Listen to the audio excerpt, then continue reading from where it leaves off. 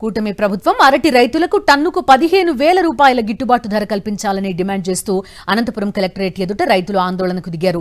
భారత్ ప్రజా రైతు సంక్షేమ సంఘం ఆధ్వర్యంలో నిర్వహించిన ధర్నాకు సిపిఐ రైతు సంఘం, ప్రజా సంఘాల నాయకులు మద్దతు తెలిపారు. రాయలసీమను హార్టికల్చర్ హబ్గా మారుస్తానన్న చంద్రబాబు నాయుడు రైతుల విషయానికి వచ్చేసరికి పక్షపాత ధోరణి అవలంబిస్తున్నారని ఆగ్రహం వ్యక్తం చేశారు రైతులు.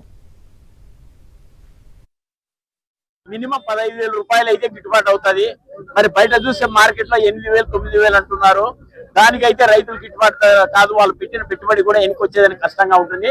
365 రోజులు ఒకే రేటు ఉంటేనే రైతు బ్రతకడానికి అవకాశం ఉంటుంది. మరి ఉద్యోగస్తులకు అయితే సీజన్ అన్ సీజన్ లేదు. రైతు దగ్గరికి వచ్చేదానికి సీజన్ అన్ సీజన్ అంటున్నారు. ఇది కరెక్ట్ అయిన పద్ధతి కాదు.